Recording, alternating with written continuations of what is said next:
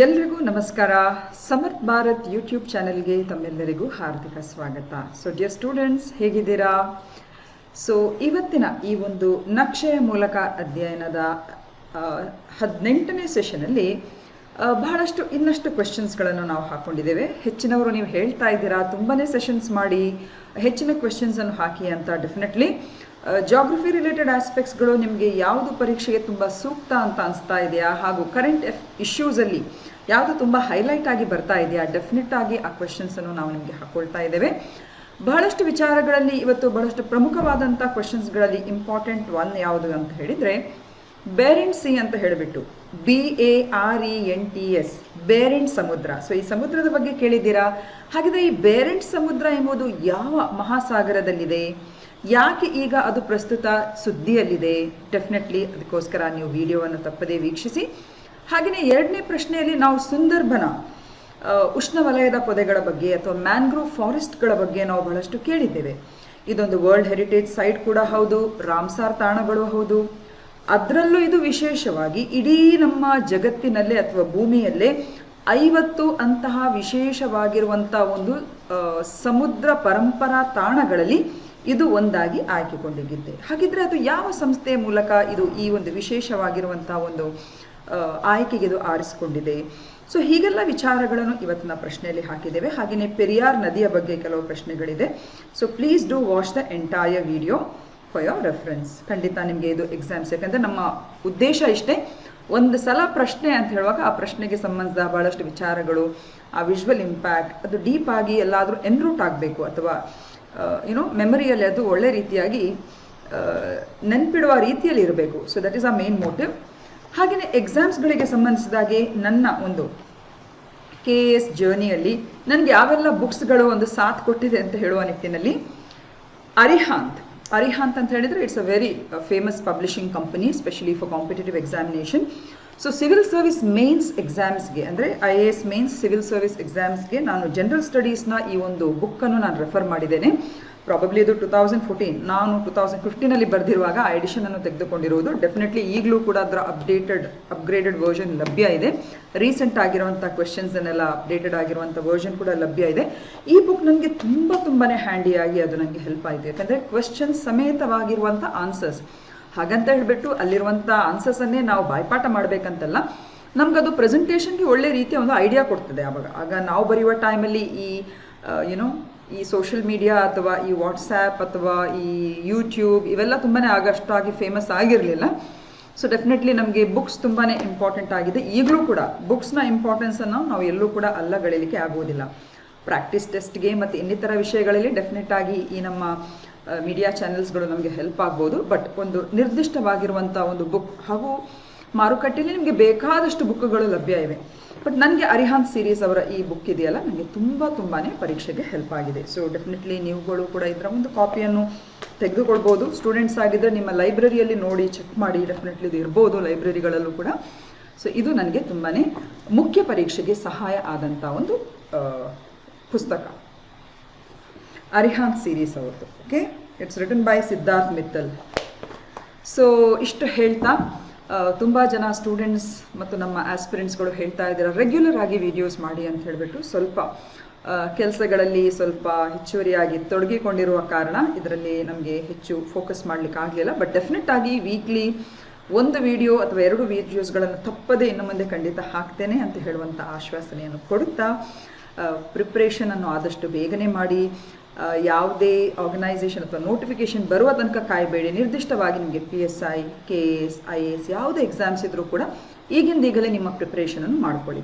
ಅನ್ನೋದು very important aspect. ನಾನು ನಿಮಗೆ ಹೇಳುವಂಥ ಒಂದು ವಿಷಯ ಏನು ಅಂತ ಹೇಳಿದರೆ, this is out of my own experience I am saying, and also looking at many other students who have taken my guidance or suggestions.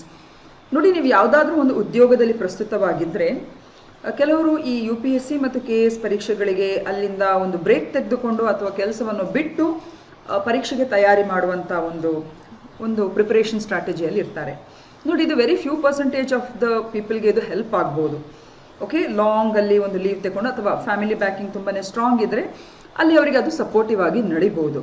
But ಎಲ್ಲರೂ ಈ ರಿಸ್ಕನ್ನು ತೆಗೆದುಕೊಳ್ಳಿಕ್ಕೆ ಹೋಗಬೇಡಿ. ನೀವು ಯಾವುದೇ ಜಾಬಲ್ಲಿರಿ, ಅದರಲ್ಲಿ ಹಾಗಂತ ಜಾಬ್ ಕೆಲಸ ಮಾಡ್ತಾ ಇದಕ್ಕೆ ಪ್ರಿಪರೇಷನ್ ಮಾಡುವುದಂತಲ್ಲ, ಅದಕ್ಕೆ ನೀವು ಟೈಮ್ ಮ್ಯಾನೇಜ್ಮೆಂಟನ್ನು ಕಲಿಬೇಕು. ಓಕೆ, ಸೊ ಟೈಮ್ ಮ್ಯಾನೇಜ್ಮೆಂಟ್ ಜೊತೆಯಲ್ಲಿ ನಿಮ್ಮ ಲರ್ನಿಂಗ್ ಕೆಪಬಿಲಿಟೀಸ್ ಅಥವಾ ಸೂಕ್ಷ್ಮತೆಗಳನ್ನು ನೀವು ಗಮನಿಸಿದರೆ ನಿಮ್ಮ ಜರ್ನಿ ಟೈಮಲ್ಲಿ ಮತ್ತು ಕೆಲವೆಲ್ಲ ಒಂದು ನಿಮಗೆ ಡಿಸ್ಟರ್ಬೆನ್ಸ್ ಕೊಡುವ ಟೈಮ್ಗಳಲ್ಲಿ ನೀವು ಅದನ್ನು ನಿಮಗೆ ಬೇಕಾಗುವ ರೀತಿಯಲ್ಲಿ ಸಕಾರಾತ್ಮಕವಾಗಿ ಬಳಸ್ಕೊಳ್ಬೋದು. That is effective time management.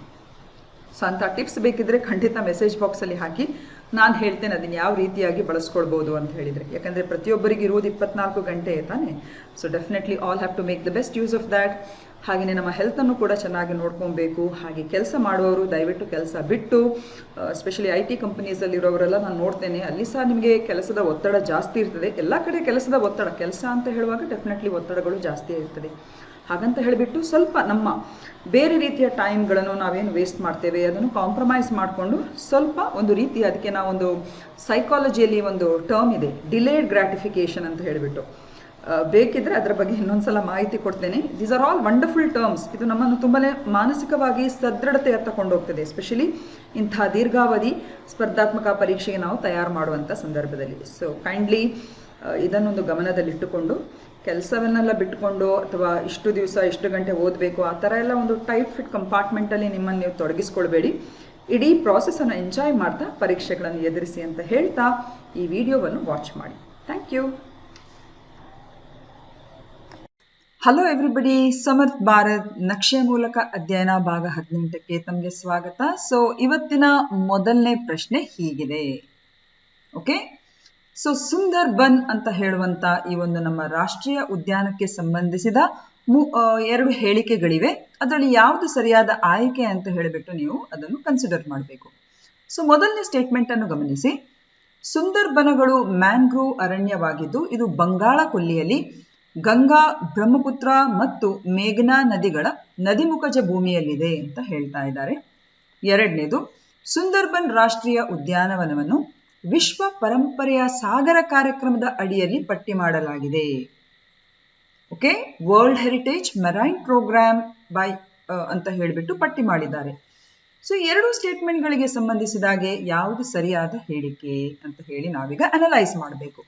So ಈಗ ನಾವು ಅನಲೈಸ್ ಮಾಡ್ಕೊಂಡು ಹೋಗುವ. ಫಸ್ಟ್ ಅಂಡ್ ದ ಫಾರ್ಮೋಸ್ಟ್, ಮೊದಲನೇ ಸ್ಟೇಟ್ಮೆಂಟ್ ಕರೆಕ್ಟ್ ಆಗಿದೆ. ಯಾಕಂದ್ರೆ ಈ ಸುಂದರ್ಬನ್ ಇದೆಯಲ್ಲ, ಅದು ಬೇಸಿಕಲಿ ಒಂದು ಮ್ಯಾಂಗ್ರೋವ್ ಅರಣ್ಯವಾಗಿದೆ. ಮ್ಯಾಂಗ್ರೋವ್ ಅರಣ್ಯ ಅಂತ ಹೇಳಿದ್ರೆ ಇದಕ್ಕೆ ನಾವು ಉಷ್ಣವಲಯದ ಪೊದೆಗಳು ಅಂತ ಹೇಳ್ತೇವೆ. ಆಕ್ಚುಲಿ ಸಮರ್ಥ ಭಾರತಲ್ಲೂ ಕೂಡ ನಾವು ಮ್ಯಾಂಗ್ರೋವ್ಸ್ಗಳ ಬಗ್ಗೆ ವಿಶೇಷವಾದಂಥ ಒಂದು ವಿಡಿಯೋವನ್ನು ನಾನು ಸಪ್ರೇಟ್ ಆಗಿ ಮಾಡಿದ್ದೇನೆ. ಬೇಕಿದ್ರೆ ಅದರ ಡಿಸ್ಕ್ರಿಪ್ಷನ್ ಅನ್ನು ನಾನು ಲಿಂಕ್ ಅಲ್ಲಿ ಹಾಕ್ತೇನೆ. Kindly go through that video. So mangrove ಅಂತ ಹೇಳಿದ್ರೆ ಇದು ಉಷ್ಣವಲಯ ಅಂದ್ರೆ ಟ್ರಾಪಿಕಲ್ ರೀಜನ್ಸ್ ಅಲ್ಲಿ ಹೆಚ್ಚಾಗಿ ಈ ನದಿಮುಖಜ ಭೂಮಿಗಳಲ್ಲಿ ಅಥವಾ ಭಾಗಗಳಲ್ಲಿ ಬೆಳೆಯುವಂತ ಒಂದು ಪೊದೆಗಳು. ಸೊ ಈ ಪೊದೆಗಳು ತುಂಬಾನೇ ಈ ಒಂದು ಮೆರೈನ್ ಇಕೋಸಿಸ್ಟಮ್ ಅಥವಾ ಈ ಒಂದು ಇಕೋಸಿಸ್ಟಮ್ ಅಂದ್ರೆ ನದಿಗಳ ಇಕೋಸಿಸ್ಟಮ್ಗೆ ತುಂಬಾ ಬೇಕಾಗಿರುವಂತಹ ಒಂದು ವ್ಯವಸ್ಥೆ. ಹಾಗೂ ಸುಂದರ್ಬನ್ಗೆ ಹೆಸರು ಬಂದಿರೋದು ಯಾಕೆ ಅಂತ ಹೇಳಿದ್ರೆ ವಿಶೇಷವಾಗಿ ಸುಂದರಿ ಮರಗಳು ಅಲ್ಲಿ ಯಥೇಚ್ಛವಾಗಿ ಇರುವ ಕಾರಣ ಅದನ್ನು ಸುಂದರಿ ಬನ, ಮತ್ತು ಇದು ಮ್ಯಾಂಗ್ರೋವ್ ಅರಣ್ಯವಾಗಿದ್ದು ಇಲ್ಲಿ ಇದೊಂದು ಉತ್ತಮವಾದಂತ ಒಂದು ಜೀವ ವೈವಿಧ್ಯತೆಯ ಸಂಕುಲಕ್ಕೆ ಒಂದು ಒಳ್ಳೆಯ ತಾಣ ಅಂತ ನಾವು ಹೇಳ್ಬೋದು. ಸೊ ಹಾಗಾಗಿ ಡೆಫಿನೆಟ್ಲಿ ಇದರ ಮೊದಲ ಭಾಗ ಏನಿದೆ, it is a mangrove forest, ಅದು ಡೆಫಿನೆಟ್ಲಿ ಕರೆಕ್ಟ್ ಆಗಿದೆ. ಅದಲ್ಲದೆ ಇದು ಬಂಗಾಳ ಕೊಲ್ಲಿಯ ಗಂಗಾ, ಬ್ರಹ್ಮಪುತ್ರ ಮತ್ತು ಮೇಘನಾ ನದಿಗಳ ನದಿಮುಖಜ ಭೂಮಿಯಲ್ಲಿ ಇರುವಂಥದ್ದು, ಅದು ಕೂಡ ಕರೆಕ್ಟ್ ಆಗಿದೆ. ಸೊ ಇಲ್ಲಿ ನಾವು ಮ್ಯಾಪ್ ಅನ್ನು ನೋಡುವಾಗ ಡೆಫಿನೆಟ್ ಆಗಿ ನಮ್ಗೆ ಇಲ್ಲಿ ಗಮನಿಸಬಹುದು. ಅದನ್ನು ನಾವು ಮತ್ತೆ ಬೇಕಿದ್ರೆ ವಿಶ್ಲೇಷಣೆ ಮಾಡುವ. ಎರಡನೇದಾಗಿ ಈ ಸುಂದರ್ಬನ್ ರಾಷ್ಟ್ರೀಯ ಉದ್ಯಾನವನ ಏನಿದೆ ಅದು ಬಹಳಷ್ಟು ಕ್ರೆಡಿಟ್ ಅನ್ನು ತನ್ನ ಪಾಡಿಗೆ ತೆಗೆದುಕೊಂಡಿದೆ. ನೋಡಿ, ಅದು ಒಂದು ಕಡೆ ಅದು ರಾಷ್ಟ್ರೀಯ ಉದ್ಯಾನವನ, it is basically a national park. It is also a tiger reserve, ಅದೊಂದು ಹುಲಿ ಮೀಸಲು ಪ್ರದೇಶ ಅಂತ ಹೇಳುವಂತ ಹೆಸರು ಕೂಡ ಅಥವಾ ಅದು ಖ್ಯಾತಿಯನ್ನು ಪಡ್ಕೊಂಡ್ಬಿಟ್ಟಿದೆ. ನಮ್ಮ ದೇಶದ ರಾಯಲ್ ಬೆಂಗಾಲ್ ಟೈಗರ್ಸ್ ಏನಿದೆ ಅದು ಇಲ್ಲಿ ತುಂಬಾನೇ ಹೆಚ್ಚಿನ ಸಂಖ್ಯೆಯಲ್ಲಿದೆ. ಹಾಗೇನೆ ಇದೊಂದು ಬಯೋಸ್ಫಿಯರ್ ರಿಸರ್ವ್ ಕೂಡ ಹೌದು. ಜೀವಗೋಳ ಮೀಸಲು ಅಂತ ಪ್ರದೇಶ ಅಂತ ಹೇಳ್ತೇವೆ ನೋಡಿ, ಅದರಲ್ಲೂ ಕೂಡ ಅದರ ವ್ಯಾಪ್ತಿಯಲ್ಲೂ ಕೂಡ ಇದು ಬರ್ತಿದೆ. ಇನ್ನು ವಿಶೇಷ ಅಂತ ಹೇಳಿದ್ರೆ ಯುನೆಸ್ಕೋ ವಿಶ್ವ ಪಾರಂಪರಿಕ ತಾಣ, ಯುನೆಸ್ಕೋ ವಿಶ್ವ ಪಾರಂಪರಿಕ ತಾಣದಲ್ಲೂ ಕೂಡ ಇದು ನೈಸರ್ಗಿಕ ಪಟ್ಟಿಯಲ್ಲಿ ಇದು ಆಯ್ಕೆಯಾಗಿದೆ. ಅದು 1987. So in the year 1987 it has also got accredited as a World Heritage Site of UNESCO in a natural. ಈಗ ಯುನೆಸ್ಕೋ ವಿಶ್ವ ಪಾರಂಪರಿಕ ತಾಣಗಳನ್ನು ಪಟ್ಟಿ ಮಾಡುವಾಗ ಅದು 3 ಕೆಟಗರಿಯಲ್ಲಿ ಅದು ಪಟ್ಟಿ ಮಾಡ್ತದೆ. ಒಂದು ನೈಸರ್ಗಿಕ ಪಟ್ಟಿ, ಒಂದು ಸಾಂಸ್ಕೃತಿಕ ಪಟ್ಟಿ, ಇನ್ನೊಂದು ಮಿಶ್ರ ಪಟ್ಟಿ ಅಂತ ಹೇಳಿಬಿಟ್ಟು. ಸೊ ಇದು ನೈಸರ್ಗಿಕ ಪಟ್ಟಿ ಅಡಿಯಲ್ಲಿ ನಮ್ಮ ಸುಂದರ್ಬನ್ ಇಲ್ಲಿ ಆಯ್ಕೆಗೊಂಡಿದೆ. ಅದಲ್ಲದೆ world network of biosphere reserve ಅಲ್ಲಿ ಅದು ಕೂಡ ರೆಕಗ್ನೈಸ್ ಆಗಿದೆ. ರಾಮ್ಸಾರ್ ತಾಣಗಳಲ್ಲೂ ಕೂಡ ಇದು ಆಯ್ಕೆಯಾಗಿದೆ 2019ರಲ್ಲಿ. ನೋಡಿ ಎಷ್ಟೆಲ್ಲ ಅಕ್ರಿಡಿಷನ್ಸ್ ಇದೆ ನಮ್ಮ ಈ ಒಂದು ಸುಂದರ್ಬನ್ಗೆ. ಹಾಗೆ ಇನ್ನೊಂದು ವಿಶೇಷ ಅಂತ ಹೇಳಿದ್ರೆ, ಇದು ವಿಶ್ವದಲ್ಲೇ ನಮ್ಮ ದೇಶದಲ್ಲಿ ಏಕೈಕ ಒಂದು ತಾಣಕ್ಕೆ ಈ ಕ್ರೆಡಿಟ್ ಸಿಕ್ಕಿರುವಂಥದ್ದು. ಅದು ಯಾವುದು ಅಂತ ಹೇಳಿದ್ರೆ ಈ 2ನೇ ಸ್ಟೇಟ್ಮೆಂಟ್. ಸುಂದರ್ಬನ್ ರಾಷ್ಟ್ರೀಯ ಉದ್ಯಾನವನವನ್ನು ವಿಶ್ವ ಪರಂಪರೆಯ ಸಾಗರ ಕಾರ್ಯಕ್ರಮದ ಅಡಿಯಲ್ಲಿ ಇದು ಪಟ್ಟಿ ಮಾಡಲಾಗಿದೆ. ಅಂದ್ರೆ ಇದು ಯುನೆಸ್ಕೋ ಸಂಸ್ಥೆ ಇದೆಯಲ್ಲ, ವಿಶ್ವಸಂಸ್ಥೆಯ ಅಂಗಸಂಸ್ಥೆಯಾದಂಥ ಯುನೆಸ್ಕೋ ಏನಿದೆ, ಅದು ವರ್ಲ್ಡ್ ಹೆರಿಟೇಜ್ ಸೈಟ್ ಅಲ್ಲದೆ world heritage marine programmes okay, ಅಂದ್ರೆ ವಿಶ್ವ ಪರಂಪರೆಯ ಸಾಗರ ಕಾರ್ಯಕ್ರಮದ ಅಡಿಯಲ್ಲಿ ಕೆಲವು ಟೋಟಲ್ ಆಗಿ ಇಡೀ ವಿಶ್ವದಲ್ಲಿ 50 ತಾಣಗಳನ್ನು ಅದು ಗುರುತಿಸಿಕೊಂಡಿದೆ. ಲೈಕ್ ಗ್ರೇಟ್ ಬ್ಯಾರಿಯರ್ ರೀಫ್ ಆಸ್ಟ್ರೇಲಿಯಾದು, ಹೀಗೆ ಸುಮಾರು ನಮ್ಮ ವಿಶ್ವಾದ್ಯಂತ 50 ತಾಣಗಳನ್ನು ಗುರುತಿಸಿಕೊಂಡಿದೆ. ಬೇಸಿಕಲಿ ಸಾಗರದ ಅಂಚಿನಲ್ಲಿರುವಂತಹ ಈ ಒಂದು ವಿಶೇಷವಾಗಿರುವಂತಹ ಒಂದು ಜೀವ ವೈವಿಧ್ಯತೆಯ ತಾಣಗಳನ್ನು ಇದು ರೆಕಗ್ನೈಸ್ ಮಾಡಿ ಅದನ್ನು ಸಂರಕ್ಷಿಸುವ ಗುರಿಯನ್ನು ಯುನೆಸ್ಕೋ ಹೊಂದಿರುವಂಥದ್ದು. ಸೊ ಅದಕ್ಕೆ ಹೆಸರು ಕೊಟ್ಟಿದ್ದಾರೆ world heritage marine programme sites ಅಂತ ಹೇಳಿಬಿಟ್ಟು, ಅಥವಾ ವಿಶ್ವ ಪರಂಪರೆಯ ಸಾಗರ ಕಾರ್ಯಕ್ರಮದ ಅಡಿಯಲ್ಲಿ ಬರುವಂತಹ 50 ತಾಣಗಳಲ್ಲಿ ಸುಂದರ್ಬನ್ಸ್ ಕೂಡ ನಮ್ಮ ದೇಶದಲ್ಲಿ ಏಕೈಕವಾಗಿ ಇಲ್ಲಿವರೆಗೆ ಆಯ್ಕೆಗೊಂಡಿರುವಂತಹ ಒಂದು ತಾಣ. ಸೊ ಇದನ್ನು ನೀವು ದಯವಿಟ್ಟು ನೆನ್ಪಿಟ್ಕೊಬೇಕು. ಸೊ ಹಾಗಾಗಿ ಈ 2 ಸ್ಟೇಟ್ಮೆಂಟ್ಸ್ಗಳು ಕೂಡ ಕರೆಕ್ಟ್ ಆಗಿದೆ. I hope so it is clear. ಈಗ ಇದರ ಒಂದೊಂದು ಅಂಶಗಳನ್ನು ನಾವು ಇನ್ನೂ ಹೆಚ್ಚುವರಿಯಾಗಿ ತಿಳ್ಕೊಳ್ಳುವಂತ ಪ್ರಯತ್ನ ಮಾಡುವ. ಈಗ ಸುಂದರ್ಬನ್ಸ್ ಅಂತ ಹೇಳಿದ್ರೆ ನೋಡಿ, ಇದು 2 ನಮ್ಮ ದೇಶಗಳಲ್ಲಿ ವ್ಯಾಪಿಸಿಕೊಂಡಿರುವಂತಹ ಒಂದು ವಿಶೇಷವಾಗಿರುವಂತಹ ಒಂದು ಜೀವ ವೈವಿಧ್ಯ ಪ್ರದೇಶ ಅಂತ ನಾವು ಹೇಳ್ಬೋದು. ಸೊ ಬೇಸಿಕಲಿ ಸುಂದರ್ಬನ್ ರಾಷ್ಟ್ರೀಯ ಉದ್ಯಾನವನವು ಪಶ್ಚಿಮ ಬಂಗಾಳ ಜಿಲ್ಲೆಯ ನಮ್ಮ ಕೋಲ್ಕತ್ತಾ ಇಲ್ಲಿದೆ ನೋಡಿ, ಕೋಲ್ಕತ್ತಾ ನಮ್ಮ ಪಶ್ಚಿಮ ಬಂಗಾಳದ ರಾಜಧಾನಿ. ಸೊ ಅದರ ಸೌತ್ ಈಸ್ಟ್ ಅಲ್ಲಿದೆ, ಅಂದ್ರೆ ಅದರ ಆಗ್ನೇಯ ಭಾಗದಲ್ಲಿ ಇರುವಂತಹ ಈ ಪ್ರದೇಶವನ್ನೇ ನಾವು ಸುಂದರ್ಬನ್ಸ್ ಅಂತ ಹೇಳುವಂಥದ್ದು. ಹಾಗೂ ಇದು ಗಂಗಾ ನದಿಯ ನದಿಮುಖಜ ಭಾಗವಾಗಿದೆ. ಸೊ ಇದು ಗಂಗಾ ನದಿದು ಮಾತ್ರ ಅಲ್ಲ, ಇಲ್ಲಿ ನಾವು ನೋಡ್ಬೋದು ನೋಡಿ, ಗಂಗಾ ನದಿ ಹೀಗೆ ಹರ್ಕೊಂಡು ಬರ್ತದೆ ಈ ಕಡೆ. ಓಕೆ, ಸೊ ಗಂಗಾ ನದಿ ಅಲ್ಲದೆ ನೀವು ನೋಡಿದ್ರೆ ಮೇಘನಾ ನದಿ ಇರ್ಬೋದು, ಹಾಗೇನೆ ಗಂಗಾ ನದಿಯ ಹೆಚ್ಚುವರಿ ಭಾಗ ನಮ್ಮ ಬಾಂಗ್ಲಾದೇಶದಲ್ಲಿ ಪದ್ಮಾ ಅಂತ ಹೇಳಿ ಕರೀತಾರೆ. ಸೊ ಆ ನದಿಗಳ ಭಾಗದಲ್ಲಿ ಇದು ವಿಶೇಷವಾಗಿ ಹಬ್ಕೊಂಡಿರುವಂತಹ ಈ ಒಂದು ನದಿ ಮುಖಜ ಭೂಮಿಯನ್ನೇ ನಾವು ಸುಂದರ್ಬನ ಅಂತ ಹೇಳಿ ಕರೆಯುವಂಥದ್ದು. ಓಕೆ, ಅದಲ್ಲದೆ ಇನ್ನೊಂದು ವಿಶೇಷ, ರಾಜ್ಯಗಳು ಮತ್ತು ಕೇಂದ್ರಾಡಳಿತ ಪ್ರದೇಶಗಳು, ಅಂದ್ರೆ ನಮ್ಮ ಬೇರೆ ಬೇರೆ ರಾಜ್ಯ ಮತ್ತು ಕೇಂದ್ರಾಡಳಿತ ಪ್ರದೇಶಗಳಲ್ಲಿ ಹೋಲಿಸಿದ್ರೆ ಮ್ಯಾಂಗ್ರೂವ್ ಕಾಡುಗಳು ಅಥವಾ ಮ್ಯಾಂಗ್ರೂವ್ ಉಷ್ಣವಲಯದ ಪೊದೆಗಳ ಈ ಒಂದು ಕವರ್ ಏನಿದೆ ಅಥವಾ ವ್ಯಾಪ್ತಿ ಏನಿದೆ, ಅದು ಹೆಚ್ಚಿನ ಸಂಖ್ಯೆ ಇರುವಂತಹ ರಾಜ್ಯ ಅಂತ ಹೇಳಿದ್ರೆ 1ನೇ ಸ್ಥಾನದಲ್ಲಿ ಪಶ್ಚಿಮ ಬಂಗಾಳ. ಪಶ್ಚಿಮ ಬಂಗಾಳ ಯಾಕೆ ಅಂತ ಹೇಳಿದ್ರೆ ಬಿಕಾಸ್ ಆಫ್ ಸುಂದರ್ಬನ್. 2ನೇ ಸ್ಥಾನದಲ್ಲಿ ಗುಜರಾತ್ ಇದೆ, ಹಾಗೂ 3ನೇ ಸ್ಥಾನದಲ್ಲಿ ಅಂಡಮಾನ್ ಮತ್ತು ನಿಕೋಬಾರ್ ದ್ವೀಪ ಸಮೂಹಗಳು. ಸೊ ಇದು ಮ್ಯಾಂಗ್ರೂವ್ ಫಾರೆಸ್ಟ್ ಅಥವಾ ಅರಣ್ಯ ಪ್ರದೇಶವನ್ನು ಅತಿ ಹೆಚ್ಚು ಶೇಕಡವಾರು ಪ್ರದೇಶವನ್ನು ಹೊಂದಿದಂತ ರಾಜ್ಯಗಳು. 1ನೇ ಸ್ಥಾನದಲ್ಲಿ ಪಶ್ಚಿಮ ಬಂಗಾಳ. ಪಶ್ಚಿಮ ಬಂಗಾಳ ಯಾಕೆ ಅಂತ ಹೇಳಿದ್ರೆ ಬಿಕಾಸ್ ಆಫ್ ಸುಂದರ್ಬನ್ಸ್. 2ನೇ ಸ್ಥಾನದಲ್ಲಿ ಗುಜರಾತ್ ಹಾಗೂ 3ನೇ ಸ್ಥಾನದಲ್ಲಿ ಅಂಡಮಾನ್ ಅಂಡ್ ನಿಕೋಬಾರ್. ಇದು ಯಾವುದಕ್ಕೆ?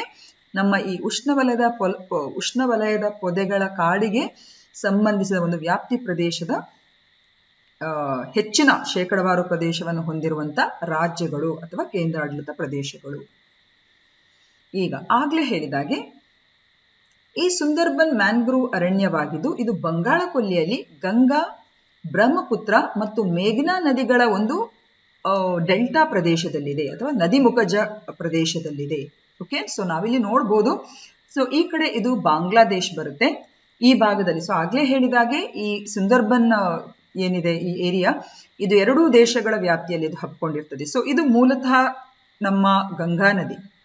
ಸೊ ಗಂಗಾ ನದಿ ಬಾಂಗ್ಲಾದೇಶಕ್ಕೆ ಹರಿಯುವಂತ ಅದರ ಹೆಚ್ಚುವರಿ ಡಿಸ್ಟ್ರಿಬ್ಯೂಟರ್ ಏನಿದೆ ಅದನ್ನು ಪದ್ಮಾ ನದಿ ಅಂತ ಹೇಳಿ ಕರೀತಾರೆ. ಒಂದು ಕಡೆ ಪದ್ಮಾ ನದಿ ಅಂತ ಹೇಳಿದ್ರೆ ಏನಾಗುತ್ತೆ ಅಂತ ಹೇಳಿದ್ರೆ ಇಲ್ಲಿ ಹರಿಯುವಂತ ಗಂಗಾ ನದಿ ಮತ್ತು ಈ ಕಡೆ ಬ್ರಹ್ಮಪುತ್ರ ನದಿ ಒಟ್ಟು ಸೇರಿ ಇದು ಪದ್ಮಾ ನದಿಯಾಗಿ ಹರಿಯುವಂಥದ್ದು.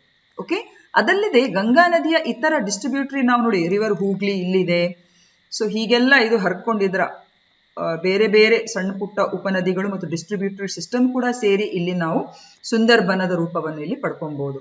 ಅದಲ್ಲದೆ ಇಲ್ಲಿ ಮುಖ್ಯವಾಗಿ ಬಾಂಗ್ಲಾದೇಶದಲ್ಲಿ ನಾವು ನೋಡಿದ್ರೆ ಈ ಕಡೆ ರಿವರ್ ಪದ್ಮಾ ಇದೆ ನೋಡಿ. ಇಲ್ಲಿ ರಿವರ್ ಪದ್ಮಾ ಆಗ ಹೇಳಿದಾಗೆ ರಿವರ್ ಗಂಗಾ ನದಿಯ ಡಿಸ್ಟ್ರಿಬ್ಯೂಟರಿ ಮತ್ತು ಬ್ರಹ್ಮಪುತ್ರ ನದಿ ಮುಂದೆ ಹರಿದುಕೊಂಡು ಅದು ರಿವರ್ ಪದ್ಮಾ ಆಗಿ ಅದು ರೂಪುಗೊಳ್ಳುವಂಥದ್ದು ಬಾಂಗ್ಲಾದೇಶದಲ್ಲಿ. ಹಾಗೆಯೇ ಇಲ್ಲಿ ಮೇಘ್ನಾ ನದಿ ಅಂತ ಹೇಳುವಂತ ನದಿ ಕೂಡ ಈ ಒಂದು ಸುಂದರ್ಬನದ ಈ ನದಿ ಮುಖಜ ಭೂಮಿಗೆ ಇದು ಕಾರಣ ಆಗ್ತದೆ, ಅಥವಾ ಈ ನದಿ ಡೆಲ್ಟಾ ಏರಿಯಾ ಏನಿದೆ ಅದಕ್ಕೆ ಇದು ವ್ಯಾಪ್ತಿಯನ್ನು ಹೊಂದಿರುವಂತ ಈ 3 ಪ್ರಮುಖ ನದಿಗಳು, ಅಥವಾ ಗಂಗಾ ನದಿ, ಬ್ರಹ್ಮಪುತ್ರ ನದಿ ಮತ್ತು ಮೇಘ್ನಾ ನದಿಗಳ ಈ ಪಶ್ಚಿಮ ಬಂಗಾಳವನ್ನು ಒಟ್ಟು ಸೇರುವಂತ ಆ ಪ್ರದೇಶದಲ್ಲಿ ರೂಪುಗೊಂಡಿರುವಂತ ಈ ಒಂದು ನದಿಮುಖಜ ಭಾಗವನ್ನೇ ಅಥವಾ ಡೆಲ್ಟಾ ಪ್ರದೇಶವನ್ನೇ ನಾವು ಸುಂದರ್ಬನ್ ಅಂತ ಹೇಳುವಂಥದ್ದು. ಈ ಪ್ರದೇಶವು ವಿಶಾಲ ವ್ಯಾಪ್ತಿಯ ಪ್ರಾಣಿಗಳಿಗೂ ಕೂಡ ಹೆಸರುವಾಸಿಯಾಗಿದೆ. ಲೈಕ್ ಮೊಸಳೆಗಳು, ರಾಯಲ್ ಬೆಂಗಾಲ್ ಟೈಗರ್ ಇರ್ಬೋದು, ಮಾನಿಟರ್ ಹಲ್ಲಿ ಇರ್ಬೋದು, ಗಂಗಾ ನದಿ ಡಾಲ್ಫಿನ್ ಇರ್ಬೋದು, ಆಲಿವ್ ರಿಡ್ಲೆ ಆಮೆಗಳಂತ ಅಪರೂಪದ ಮತ್ತು ಜಾಗತಿಕವಾಗಿ ಬೆದರಿಕೆಗೆ ಒಳಗಾಗಿರುವಂತ ಅಥವಾ ಅಳಿವಿನಂಚಿನ ಒಂದು ವ್ಯಾಪ್ತಿಗೆ ಒಳಗಾಗಿರುವಂತ ಅನೇಕ ವನ್ಯಜೀವಿ ಪ್ರಭೇದಗಳಿಗೆ ಈ ಭಾಗವು ನೆಲೆಯಾಗಿದೆ. ಓಕೆ, ಸೊ ಇದು ನಮ್ಮ ಸುಂದರ್ಬನಕ್ಕೆ ಸಂಬಂಧಿಸಿದ ವಿಶೇಷತೆಗಳು. ಅದಲ್ಲದೆ ಭಾರತದ ಸುಂದರ್ಬನ್ ರಾಷ್ಟ್ರೀಯ ಉದ್ಯಾನವನ ಏನಿದೆ ಈ ವಿಶ್ವ ಪರಂಪರೆಯ ಸಾಗರ ಕಾರ್ಯಕ್ರಮದ ಅಡಿಯಲ್ಲಿ ಪಟ್ಟಿ ಮಾಡಲಾದ ಏಕೈಕ ತಾಣವಾಗಿದೆ. ಈಗ ನಮ್ಮ ದೇಶದಲ್ಲಿ ನೋಡಿದ್ರೆ ನೀವು ನೋಡಬಹುದು, ಇದು 50 ಮೆರೈನ್ ಸೈಟ್ಗಳು ಆಸ್ ಆಫ್ 2022 50 ಮೆರೈನ್ ಸೈಟ್ಗಳು ಅಥವಾ ಸಾಗರ ಪ್ರದೇಶಗಳು ಈ ಒಂದು ವಿಶ್ವ ಪರಂಪರೆಯ ಈ ಸಾಗರ ಒಂದು ಕಾರ್ಯಕ್ರಮದಲ್ಲಿ ಇದು ಆಯ್ಕೆಗೊಂಡಿವೆ. ಸೊ ಇಲ್ಲಿ ನೋಡಿದ್ರೆ ಭಾರತದಲ್ಲಿ ಸುಂದರ್ಬನ್ ಮಾತ್ರ ಈ ಒಂದು ಪಟ್ಟಿಯಲ್ಲಿ 50 ಟೋಟಲ್ ಸೈಟ್ಗಳಲ್ಲಿ only Sundarban has got selected in this particular site. So ಇದರ ಉದ್ದೇಶ ಇಷ್ಟೇ, ಈ ಮೆರೈನ್ ಸೈಟ್ಸ್ ಗಳನ್ನು ಅಥವಾ ಈ ಕಾರ್ಯಕ್ರಮದ ಉದ್ದೇಶ ಇಷ್ಟೇ, ಉಷ್ಣವಲಯದಿಂದ ಧ್ರುವಗಳವರೆಗೆ ವಿಸ್ತರಿಸುವ ಅನನ್ಯ ಸಾಗರ ಸ್ಥಳಗಳ ಜಾಗತಿಕ ಸಂಗ್ರಹವಾಗಿದ್ದು ಈ ಪಟ್ಟಿಯು 37 ದೇಶಗಳಾದ್ಯಂತ 50 ಅನನ್ಯ ಸಾಗರಕ್ಕೆ ಸಂಬಂಧಿಸಿದ ಈ ಸ್ಥಳಗಳನ್ನು ಒಳಗೊಂಡಿದೆ. ಸೊ ಅವುಗಳು ವಿಶಿಷ್ಟವಾಗಿರುವಂತಹ ಸಾಗರ ಜೀವ ವೈವಿಧ್ಯತೆ, ಪರಿಸರ ವ್ಯವಸ್ಥೆ ಮತ್ತು ಅನನ್ಯ ಭೂವೈಜ್ಞಾನಿಕ ಪ್ರಕ್ರಿಯೆ ಅಥವಾ ಹೋಲಿಸಲಾದಂತಹ ಕೆಲವೆಲ್ಲ ಸೌಂದರ್ಯ ವಿಶೇಷತೆಗಳಿಗಾಗಿ ಹೆಸರುವಾಸಿಯಾಗಿರುವಂತಹ ಒಂದು ಸ್ಥಳಗಳು. ಈಗ 2ನೇ ಪ್ರಶ್ನೆ, ಈ ಒಂದು ನದಿಗೆ ಸಂಬಂಧಿಸಿದ ಒಂದು ವಿಷಯಕ್ಕೆ ಸಂಬಂಧಿಸಿದ 3 ಸ್ಟೇಟ್ಮೆಂಟ್ಗಳಿವೆ. ಓಕೆ, ಮೊದಲನೇದು ಇದು ಪಶ್ಚಿಮ ಘಟ್ಟಗಳ ಶಿವಗಿರಿ ಬೆಟ್ಟಗಳಲ್ಲಿ ಹುಟ್ಟಿಕೊಂಡಿದೆ.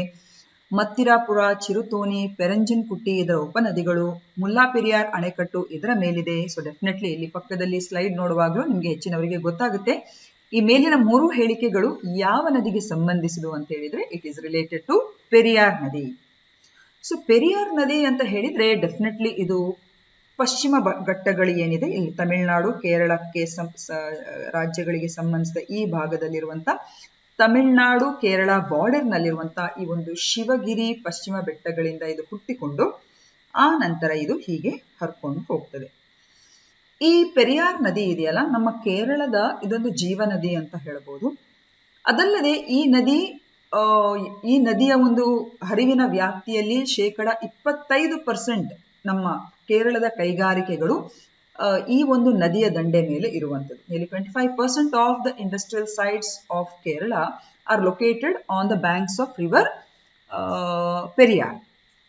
ಅದಲ್ಲದೆ ಮುತ್ತಿರಪುಳ್ಳ, ಚಿರುತೋನಿ, ಪೆರಿಂಜನ್ಕುಟ್ಟಿ ಇವೆಲ್ಲ ಈ ಒಂದು ನದಿಯ ಪ್ರಮುಖ ಉಪನದಿಗಳು. ಈ ಮುಲ್ಲಾ ಪೆರಿಯಾರ್ ಅಣೆಕಟ್ಟು ಎಂಬುದು ನೋಡಿ ಇಲ್ಲಿ at the confluence of Mulla Periyar ಮತ್ತು ಪೆರಿಯಾರ್ ನದಿಯ ಈ ಒಂದು ಸಂಗಮದಲ್ಲಿ ಈ ಒಂದು ಮುಲ್ಲಾ ಪೆರಿಯಾರ್ ಅಣೆಕಟ್ಟು ಕೂಡ ಇರುವಂಥದ್ದು. ಸೊ ಮುಲ್ಲಾ ಪೆರಿಯಾರ್ ಅಣೆಕಟ್ಟು ಅಂತ ಹೇಳಿದ್ರೆ ಇದು ಕೇರಳ ಮತ್ತು ನಮ್ಮ ತಮಿಳುನಾಡಿಗೆ ಒಂದು ಸಂಬಂಧಿಸಿದಾಗಿರುವಂತಹ ಒಂದು ತಗಾದೆಯ ಒಂದು ವಿಷಯವಾಗಿದೆ. So the answer is Periyar ನದಿ. ಸೊ ಪೆರಿಯಾರ್ ನದಿ ಇದು ಕೇರಳದ ರಾಜ್ಯದ ಕೆಲವು ದೀರ್ಘಕಾಲಿಕ ನದಿಗಳಲ್ಲಿ ಒಂದಾಗಿರುವುದರಿಂದ ಇದನ್ನು ಕೇರಳದ ಜೀವನಾಡಿ ಅಂತ ಕೂಡ ಕರೀತಾರೆ. ಆಗ್ಲೇ ಹೇಳಿದಾಗೆ ಇದು ತಮಿಳುನಾಡಿನ ಪಶ್ಚಿಮ ಘಟ್ಟಗಳ ಶಿವಗಿರಿ ಬೆಟ್ಟಗಳಲ್ಲಿ ಹುಟ್ಟಿ ಆ ನಂತರ ಇದು ಪೆರಿಯಾರ್ ರಾಷ್ಟ್ರೀಯ ಉದ್ಯಾನವನದ ಮೂಲಕ ಹರಿದು ಪೆರಿಯಾರ್ನ ಪ್ರಮುಖ ಉಪನದಿಗಳು ಆಗಿರುವಂತಹ ಮುತ್ತಿರಪುಳ, ಮುಲ್ಲಾ ಪೆರಿಯಾರ್, ಚೆರುತೊನಿ, ಪೆರಿಂಜನ್ಕುಟ್ಟಿ ಎಲ್ಲ ಹಾಗೇನೆ ಮುಲ್ಲಾ ಪೆರಿಯಾರ್ ಅಣೆಕಟ್ಟು ಕೇರಳದ ಇಡುಕ್ಕಿ ಜಿಲ್ಲೆಯಲ್ಲಿ ಮುಲ್ಲಾಯಾರ್ ಮತ್ತು ಪೆರಿಯಾರ್ ನದಿಗಳ ಸಂಗಮದಲ್ಲಿದೆ. ಸೊ ಇದು ಇಡುಕ್ಕಿ ಜಿಲ್ಲೆ, ಇಲ್ಲಿ ನಾವು ಕಾಣಬಹುದು this is Idukki. So Idukki ಜಿಲ್ಲೆಯ ಈ ಭಾಗದಲ್ಲಿ ಇಲ್ಲಿ ಮುಲ್ಲಾ ಪೆರಿಯಾರ್ ಮತ್ತು ಪೆರಿಯಾರ್ ನದಿ, ದಿಸ್ ಇಸ್ ದ ಮೂಲ ಪೆರಿಯಾರ್ ನದಿ. ಸೊ ಈ ಸಂಗಮದಲ್ಲಿ ಈ ಒಂದು ಮುಲ್ಲಾ ಪೆರಿಯಾರ್ ಅಣೆಕಟ್ಟನ್ನು ಕೂಡ ನಾವು ಕಾಣಬಹುದು. Another very important question. Arctic ಪ್ರದೇಶದ ಸರಾಸರಿ ತಾಪಮಾನಕ್ಕಿಂತ 2 ರಿಂದ 2.5 ಪಟ್ಟು ಹೆಚ್ಚು ತಾಪಮಾನ ಏರಿಕೆಗೆ ಇಡೀ ವಿಶ್ವದಲ್ಲೇ ಸಾಕ್ಷಿಯಾಗಿರುವಂತಹ ಸಮುದ್ರದ ಸ್ಥಾನವನ್ನು ಪತ್ತೆ ಮಾಡಿ. ಸೊ ಇಲ್ಲಿ ಈ ಮ್ಯಾಪ್ ನಲ್ಲಿ ಬೇರೆ ಬೇರೆ ರೀತಿಯ ಸಾಗರಗಳು ಮತ್ತು ಸಾಗರಗಳನ್ನು ಉಲ್ಲೇಖಿಸಲಾಗಿದೆ. ಸೊ ನಾವು ಹೇಳುವಂತ ಈ ಆರ್ಟಿಕ್ ಪ್ರದೇಶ ಅಂತ ಹೇಳಿದ್ರೆ ಈ ಭಾಗದಲ್ಲಿ ಯಾವ ಸಮುದ್ರವನ್ನು ಇಲ್ಲಿ ಉಲ್ಲೇಖಿಸ್ತಾ ಇದ್ದೇವೆ ಅಂತ ಹೇಳಿದ್ರೆ ಇಲ್ಲಿ ಕಂಡು ಬರುವಂತ ಬೇರೆಂಟ್ ಸಮುದ್ರ. ಈಗ ಹೇಗೆ ನೋಡಿ, ಇಂಡಿಯನ್ ಓಷನ್, ಹಿಂದೂ ಮಹಾಸಾಗರ ಅಂತ ಹೇಳುವಾಗ ಇಲ್ಲಿ ಅರಬ್ಬಿ ಸಮುದ್ರ ಇದೆ, ಇಲ್ಲಿ ಬಂಗಾಳ ಕೊಲ್ಲಿ ಇದೆ. ಸೊ ಹಾಗೇನೆ ಆರ್ಟಿಕ್ ಓಷನ್ ಅಂತ ಹೇಳಿದ್ರೆ ಈ ಭಾಗದ ಸಮುದ್ರ ಮಹಾಸಾಗರವನ್ನು ನಾವು ಆರ್ಟಿಕ್ ಮಹಾಸಾಗರ ಅಂತ ಕರೆದ್ರೆ ಅಲ್ಲೇ ಭಾಗಗಳಲ್ಲಿ ಹಲವಾರು ಕೆಲವೆಲ್ಲ ಚಿಕ್ಕ ಪುಟ್ಟ ಸಮುದ್ರಗಳಿರ್ತವೆ. ಸೊ ಈ ಸಮುದ್ರವನ್ನೇ ನಾವು ಇವತ್ತು ನಮ್ಮ ಪ್ರಶ್ನೆಗೆ ಉತ್ತರ ಯಾವುದು ಅಂತ ಹೇಳಿದ್ರೆ ಬೇರೆಂಟ್ಸ್ ಸಿ, ಬೇರೆಂಟ್ಸ್ ಸಮುದ್ರ, ಬೇರೆಂಟ್ಸ್ ಸಿ ಅಂತ ನಾವಿದನ್ನು ಹೇಳುವಂಥದ್ದು. ಓಕೆ, ಸೊ ಏನಿದು, ಇದರ ಅರ್ಥ ಇಷ್ಟೇ. ನಿಮಗೆಲ್ಲ ಗೊತ್ತಿರುವ ಹಾಗೆ ಜಾಗತಿಕ ತಾಪಮಾನದಿಂದಾಗಿ ಸಮುದ್ರದ ಮಟ್ಟ ಹೆಚ್ಚುತ್ತಾ ಇದೆ. ಧ್ರುವಗಳಲ್ಲಿರುವಂತಹ ಹಿಮಗಳೆಲ್ಲ ಬಹಳಷ್ಟು ರ್ಯಾಪಿಡ್ ಆಗಿ ಕರಗ್ತಾ ಇದೆ.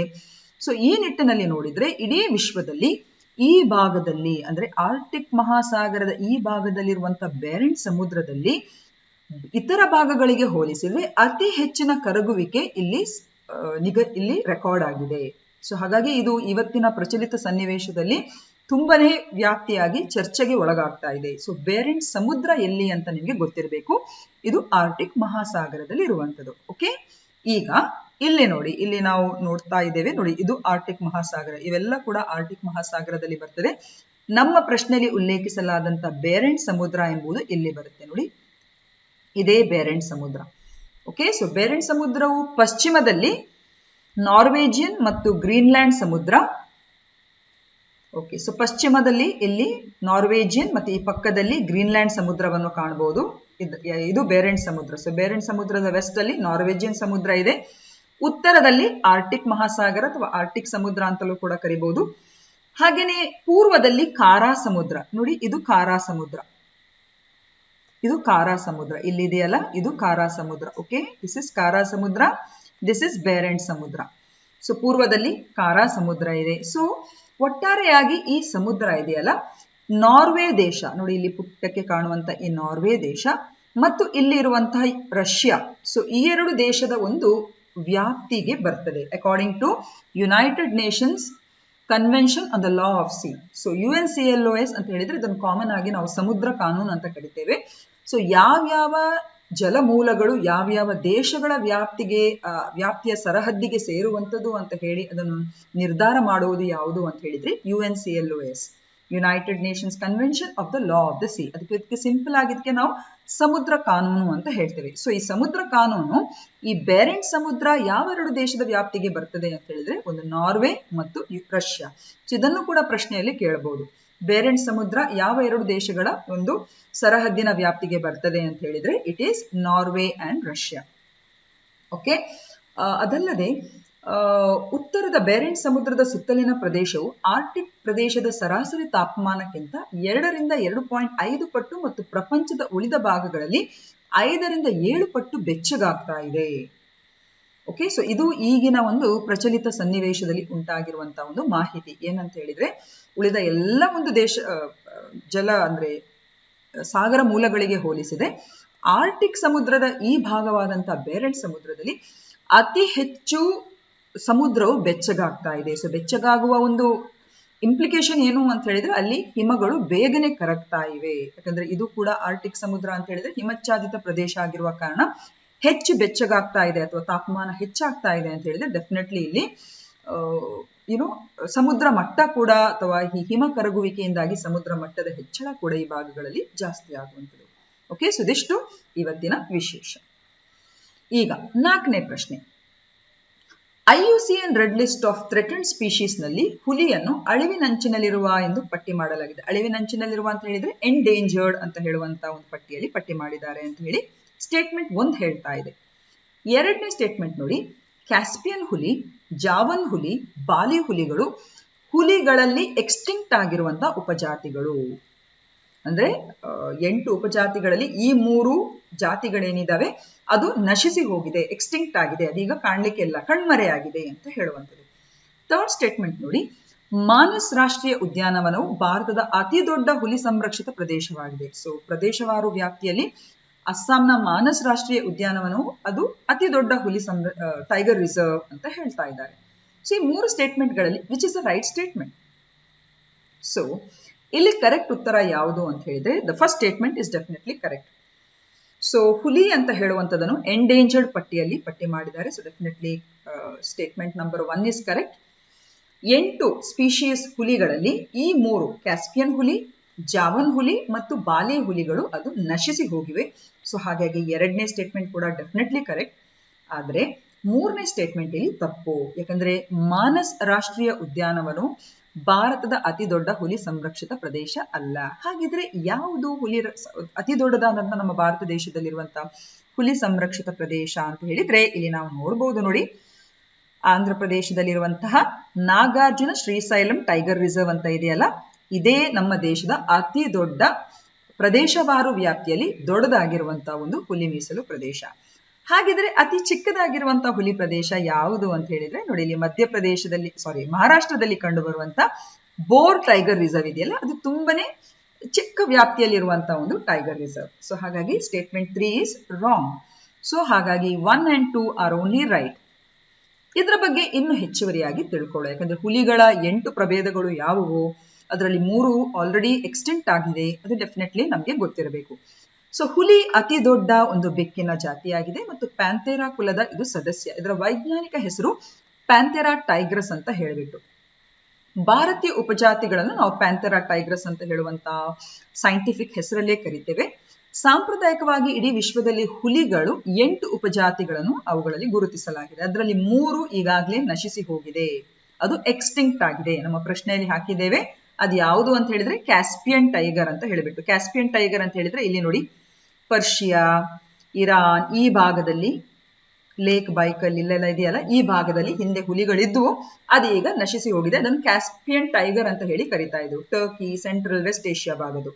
ಇನ್ನೊಂದು ನಶಿಸಿ ಹೋದದ್ದು ಯಾವುದು ಅಂತ ಹೇಳಿದ್ರೆ ಜಾವನ್ ಟೈಗರ್. ನೋಡಿ, ಇಂಡೋನೇಷ್ಯಾದ ಜಾವಾ ಅಂತ ಹೇಳುವಂತ ದ್ವೀಪ ಸಮೂಹದಲ್ಲಿದ್ದಂತ ಹುಲಿಗಳೇನಿದ್ದಾವೆ ಅದು ಕೂಡ ನಶಿಸಿ ಹೋಗಿದೆ, ಇಟ್ ಈಸ್ ಎಕ್ಸ್ಟಿಂಕ್ಟ್. ಇನ್ನೊಂದು ಬಾಲಿ ಅಂತ ಹೇಳಿಬಿಟ್ಟು, ಬಾಲಿ ಅಂತ ಹೇಳಿದ್ರೆ ತುಂಬಾ ಹೆಸರುವಾಸಿಯಾದಂತ ಇಂಡೋನೇಷ್ಯಾದ ಒಂದು ಪ್ರವಾಸಿ ತಾಣ ಅದು. ಸೊ ಅಲ್ಲಿ ಆ ದ್ವೀಪದಲ್ಲಿ ಮೀಸಲಾಗಿದ್ದಂತಹ ಒಂದು ಹುಲಿ ಪ್ರಭೇದ ಅದು ಕೂಡ ಇವತ್ತು ಎಕ್ಸ್ಟಿಂಕ್ಟ್ ಆಗಿದೆ. ಓಕೆ, ಸೊ ಹಾಗಿದ್ರೆ ಇನ್ನು ಉಳಿದ ನಮ್ಮ ಈ 3 ಅಲ್ಲದೆ ಇನ್ನು ಉಳಿದಂತ 5 ಪ್ರಭೇದಗಳು ಎಲ್ಲೆಲ್ಲಿವೆ ಈಗ ಅಂತ ಹೇಳಿದ್ರೆ, ಅಫ್ಕೋರ್ಸ್ ನಮ್ಮ ದೇಶದ ಬೆಂಗಾಲ್ ಟೈಗರ್ ಅಂತ ಹೇಳುವಂತ ನಮ್ಮ ದೇಶದಲ್ಲಿರುವಂತಹ ಮತ್ತು ಬಾಂಗ್ಲಾದೇಶ ಈ ಭಾಗದಲ್ಲಿರುವಂತಹ ಟೈಗರ್ಗಳು, ಅಂದ್ರೆ ಇಂಡಿಯನ್ ಸಬ್ ಕಾಂಟಿನೆಂಟ್ ಅಲ್ಲಿರುವಂತಹ ಟೈಗರ್ಸ್.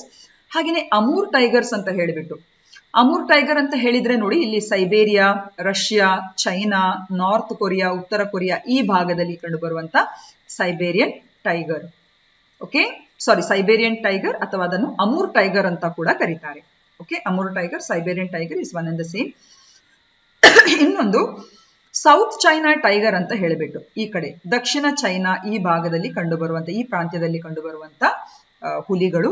ಹಾಗೆಯೇ ಸುಮಾತ್ರಾ ಟೈಗರ್, ಸುಮಾತ್ರಾ ಅಂತ ಹೇಳಿದ್ರೆ ನಮ್ಮ ಇಂಡೋನೇಷ್ಯಾದ ಈ ಭಾಗದಲ್ಲಿ ಸುಮಾತ್ರಾ ದ್ವೀಪದಲ್ಲಿರುವಂತ. ಸೊ ಇಂಡೋನೇಷ್ಯಾದಲ್ಲಿ ನೀವು ನೋಡಿದ್ರೆ 2 ದ್ವೀಪಗಳಿರುವಂತಹ ಹುಲಿಗಳು ನಶಿಸಿ ಹೋಗಿವೆ, ಜಾವನ್ ಟೈಗರ್ಸ್ ಮತ್ತು ಬಾಲಿ ಟೈಗರ್ಸ್. ಸದ್ಯದಲ್ಲಿ ಈಗ ಕಂಡು ಬರುವಂತದ್ದು ಹುಲಿ ಅಂತ ಹೇಳಿದ್ರೆ ಸುಮಾತ್ರಾ ದ್ವೀಪ ಸಮೂಹಗಳಲ್ಲಿ ಮಾತ್ರ. ಇನ್ನೊಂದು ಇಂಡೋ ಚೈನೀಸ್ ಟೈಗರ್ ಅಂತ ಹೇಳಿಬಿಟ್ಟು, ಇದು ಈ ಕಡೆ ಅಂದ್ರೆ ಈ ಕಾಂಟಿನೆಂಟಲ್ ಸೌತ್ ಈಸ್ಟ್ ಏಷ್ಯಾ ಇದೆಯಲ್ಲ, ಈ ಭಾಗದಲ್ಲಿ ಕಂಡು ಬರುವಂತ, ಅಂದ್ರೆ ಅಲ್ಲಿ ಕಂಡು ಬರುವಂತ ಹುಲಿಗಳು. ಸೊ 5 ಈ ಪ್ರಾಂತ್ಯಗಳಲ್ಲಿ ಕಂಡು ಬರುವಂತಹ ಈ ಹುಲಿಗಳ ಪ್ರಭೇದ ಈಗ ಸದ್ಯಕ್ಕೆ ಎಂಡೇಂಜರ್ಡ್ ಆಗಿವೆ. ಇನ್ನು ಉಳಿದ 3 ಗುಂಪುಗಳು ಅದು ನಶಿಸಿ ಹೋಗಿದೆ. The 3 are extinct. ಈಗ ರಕ್ಷಣೆಯ ಸ್ಥಿತಿಗತಿಗಳನ್ನು ನಾವು ನೋಡುವಾಗ ಡೆಫಿನೆಟ್ ಆಗಿ ನಮ್ಮ ಹುಲಿಗಳು ಎಂಡೇಂಜರ್ಡ್ ಆಗಿ ಅದು ಪಟ್ಟಿಯಾಗಿದೆ international union of conservation of nature ಅಥವಾ IUCN ಕೆಂಪು ಪಟ್ಟಿ ಪ್ರಕಾರ. ಹಾಗೆ ನಮ್ಮ ಭಾರತೀಯ ವನ್ಯಜೀವಿ ಸಂರಕ್ಷಣಾ ಕಾಯ್ದೆ ಅಡಿಯಲ್ಲಿ ಅದು ಶೆಡ್ಯೂಲ್ 1ರಲ್ಲಿ ಅದಕ್ಕೆ ಸಂರಕ್ಷಣೆಯನ್ನು ಕೊಡಲಾಗಿದೆ, ಅಂದ್ರೆ maximum protection is given to them. ಹಾಗೆಯೇ ಸೈಟ್ಸ್ ಅಂತ ಹೇಳುವಂತ ಈ ಒಂದು ವಿಶೇಷವಾಗಿರುವಂತಹ ಒಂದು ಅಂತಾರಾಷ್ಟ್ರೀಯ ವ್ಯಾಪಾರ ಸಮಾವೇಶಕ್ಕೆ ಸಂಬಂಧಿಸಿದ ಒಂದು ಸಂರಕ್ಷಣೆಯಲ್ಲೂ ಕೂಡ ಇದು ಶೆಡ್ಯೂಲ್ 1ರಲ್ಲಿ ಅದನ್ನು ಪಟ್ಟಿ ಮಾಡಿದ್ದಾರೆ. ಹಾಗೂ ಭಾರತದಲ್ಲಿ ಹುಲಿ ಸಂರಕ್ಷಣೆಗೆ ಸಂಬಂಧಿಸಿದಾಗೆ ಹುಲಿ ಸಂರಕ್ಷಿತ ಪ್ರದೇಶಗಳನ್ನು ಟೈಗರ್ ರಿಸರ್ವ್ಸ್ ಅಂತ ಹೇಳುವಂತಹ ಪ್ರದೇಶಗಳನ್ನು ಗುರುತಿಸಿದ್ದಾರೆ. ಟೋಟಲ್ ಆಸ್ ಆಫ್ ನಾವು 2022 ಪ್ರಕಾರ ನಮ್ಮ ದೇಶದಲ್ಲಿ 53 ಹುಲಿ ಸಂರಕ್ಷಿತ ಪ್ರದೇಶಗಳು ಇವೆ.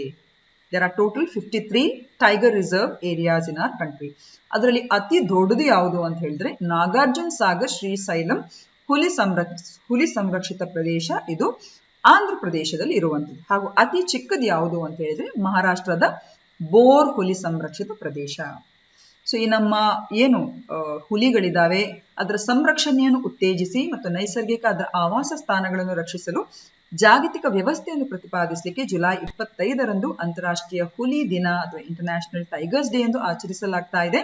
ಸೊ ಇದನ್ನು 2010ರಲ್ಲಿ ರಷ್ಯಾದ ಸೇಂಟ್ ಪೀಟರ್ಸ್ಬರ್ಗ್ ನಲ್ಲಿ ಹುಲಿ ಶೃಂಗಸಭೆಯಲ್ಲಿ ಇಂತಹ ದಿನಾಚರಣೆಯನ್ನು ಆಚರಿಸಲಿಕ್ಕೆ ಅಲ್ಲಿ ಆರಂಭಿಸಲಾಯಿತು ಅಥವಾ ಅಲ್ಲಿ ನಿರ್ಧರಿಸಲಾಯಿತು. ಕಾಡು ಹುಲಿಗಳ ಸಂಖ್ಯೆ ಇಳಿಮುಖವಾಗುತ್ತಿರುವ ಬಗ್ಗೆ ಜಾಗೃತಿಯನ್ನು ಮೂಡಿಸಲು ಅವುಗಳನ್ನು ಅಳಿವಿನಂಚಿನಲ್ಲಿರುವ ಪಟ್ಟಿಯಲ್ಲಿ ಬಿಟ್ಟು ಇನ್ನೂ ಉತ್ತಮ ರೀತಿಯ ಸಂರಕ್ಷಣೆ ಕೆಲಸವನ್ನು ಪ್ರೋತ್ಸಾಹಿಸಲಿಕ್ಕೆ ಈ ರೀತಿಯ ವ್ಯವಸ್ಥೆಯನ್ನು ಮಾಡಲಾಗಿದೆ. ಅಸ್ಸಾಂನ ಮಾನಸ್ ಟೈಗರ್ ರಿಸರ್ವ್ ಕೂಡ ಹುಲಿ ಸಂರಕ್ಷಣೆಗೆ ತುಂಬಾನೇ ಹೆಸರುವಾಸಿಯಾದಂತಹ ಒಂದು ಪ್ರದೇಶ. ಸೊ ಇಲ್ಲಿ ನಾವು ಮ್ಯಾಪ್ ಅಲ್ಲಿ ನೋಡಿದ್ರೆ ಖಂಡಿತ ನಮ್ಗೆ ಇಲ್ಲಿ ಗೊತ್ತಾಗ್ತದೆ. ನಮ್ಮ ಪ್ರಶ್ನೆಯಲ್ಲಿ ಹಾಕಿದಂತ ಮಾನಸ್ ಟೈಗರ್ ರಿಸರ್ವ್ ನೋಡಿ, ಇದು ಅಸ್ಸಾಂನಲ್ಲಿರುವಂಥದ್ದು. ಹಾಗೆ ಮತ್ತೆ ಆಗ ಹೇಳಿದ ನಾಗಾರ್ಜುನ ಸಾಗರ್ ಶ್ರೀಶೈಲಂ ಟೈಗರ್ ರಿಸರ್ವ್ ಇದೆಯಲ್ಲ, ಇದು ಆಂಧ್ರ ಪ್ರದೇಶದಲ್ಲಿರುವಂಥದ್ದು. ಇದು ಅತಿ ದೊಡ್ಡ ಅಂದ್ರೆ ಪ್ರದೇಶವಾರು ವ್ಯಾಪ್ತಿಯಲ್ಲಿ ತುಂಬಾನೇ ಲಾರ್ಜೆಸ್ಟ್ ಆಗಿರುವಂತಹ ಒಂದು ಟೈಗರ್ ರಿಸರ್ವ್.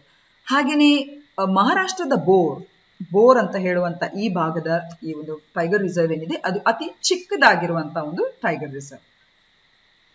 ಈಗ ನೆಕ್ಸ್ಟ್ ಪ್ರಶ್ನೆ, ಈ ಕೆಳಗಿನ ಹೇಳಿಕೆಗಳನ್ನು ಪರಿಗಣಿಸಿ. ದಟ್ ಈಸ್ ಪ್ಯಾಂಗಾಂಗ್ ಸಾ ಸರೋವರವು ವಿಶ್ವದ ಅತಿ ಎತ್ತರದ ಉಪ್ಪು ನೀರಿನ ಸರೋವರವಾಗಿದೆ ಅಂತ ಹೇಳ್ತಾ ಇದೆ. ಪ್ಯಾಂಗಾಂಗ್ ಸೋ ಸರೋವರದ ದೊಡ್ಡ ಭಾಗವು ಚೀನಾಗಿಂತ ಭಾರತದಲ್ಲಿದೆ ಅಂತ ಹೇಳ್ತಾ ಇದೆ. So which is a right statement? So definitely first statement is 100% right. ಯಾಕಂದ್ರೆ ಈ ಒಂದು ವಿಶೇಷವಾಗಿರುವಂತಹ ಪ್ಯಾಂಗಾಂಗ್ ಸೋ ಸರೋವರವು ವಿಶ್ವದ ಅತಿ ಎತ್ತರದ ಉಪ್ಪು ನೀರಿನ ಸರೋವರವಾಗಿದೆ. 4350 ಮೀಟರ್ಸ್ ಅಬೌವ್ ಸೀ ಲೆವೆಲ್ ಇರುವಂತಹ ಈ ಒಂದು ಸರೋವರವು ಉಪ್ಪು ನೀರನ್ನು ಹೊಂದಿದೆ. ಓಕೆ, ಅದು ಇದರ ವಿಶೇಷತೆ. ಹಾಗೂ ಎರಡನೇ ಪ್ರಶ್ನೆ ರಾಂಗ್ ಆಗ್ತದೆ. ಯಾಕಂದ್ರೆ ಈ ಸರೋವರದ ಬಹುದೊಡ್ಡ ಭಾಗ ಚೀನಾದಲ್ಲಿರುವಂಥದ್ದು, ಭಾರತದಲ್ಲಿ ಅಲ್ಲ. ಭಾರತದಲ್ಲಿ ಸಣ್ಣ ಪ್ರಮಾಣ ಇರುವಂಥದ್ದು. ಸೊ ಹಾಗಾಗಿ ಈ ಸ್ಟೇಟ್ಮೆಂಟ್ ಹಾಗಾಗಿ ತಪ್ಪಾಗ್ತದೆ. So definitely statement 1 is a right statement. So ಇಲ್ಲಿ ನಾವು ನೋಡುವ ಈ ಪ್ಯಾಂಗಾಂಗ್ ಸೋ ಸರೋವರವು ಇದು ಕೇಂದ್ರಾಡಳಿತ ನಮ್ಮ ದೇಶದಲ್ಲಿ ಇದು ಕೇಂದ್ರಾಡಳಿತ ಪ್ರದೇಶವಾದಂತ ಲಡಾಖ್ ನಲ್ಲಿ ಇದೆ. ನೋಡಿ, ಈ ಭಾಗದಲ್ಲಿ ಬರ್ತದೆ. ಹೀಗೆ